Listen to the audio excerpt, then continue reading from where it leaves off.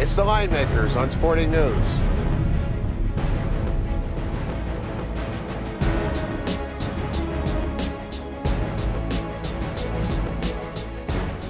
Folks, with Rick Aaron, Brian Blessing here. Thank you for stopping by the Line Makers on Sporting News. Let's get ready for the Cotton Bowl.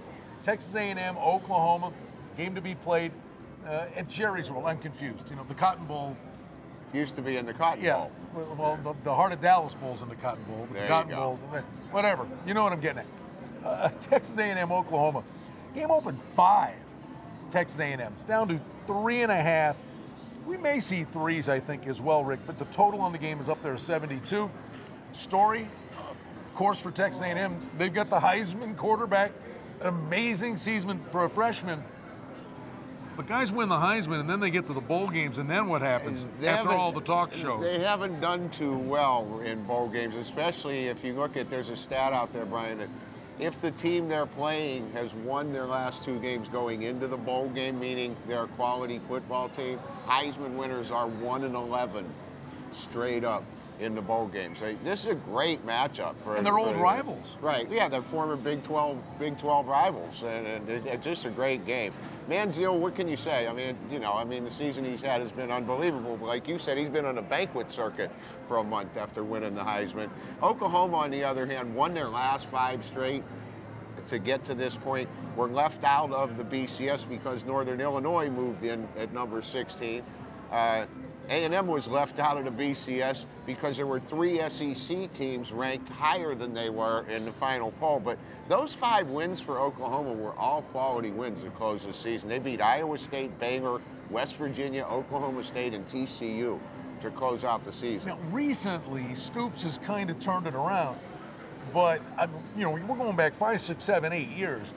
And every year, Oklahoma's in the preseason national championship discussion, and then they get the bowl season, and if they're not in the title game, sometimes you're left scratching your head. You wonder where their collective minds are. They haven't, as you said, he seemed to turn it around, though. It's the way it used to be 5, 6, 7 years ago. They just didn't come ready to play. They didn't do well in big games, in bowl games, but I think they have turned that around. This is a veteran football team led by Landry Jones, who again hasn't had a lot of success in the biggest games of his career, but he did throw for almost 4,000 yards this year with 29 touchdowns and 10 interceptions. You have to question whether they're disappointed not to be in a BCS game, but being in this game, I don't think they're going to be. You know, Kenny White made a great point that during the course of the season, a lot of teams made really good halftime adjustments. Manziel come out of the gate and would just shock them. Now you've got all this extra time to prepare, and this is a really high total, Rick. And a lot of times when I see totals like that, I'm willing to go over the total. I'm not so sure if the long layoff and extra time to prepare doesn't help both defenses. I agree. I think the total's rather high, and I'm kind of leaning towards Oklahoma in the game, and not just because of the Heisman stats. It's just, you know, you look at what Oklahoma's done down the stretch. They've been very impressive. Threes, you think? I think you'll see 3. All right, it's 3.5 currently. We do think that we'll see some threes out there. Texas A&M, Oklahoma. If both teams are into it, should be a good game in the Cotton Bowl.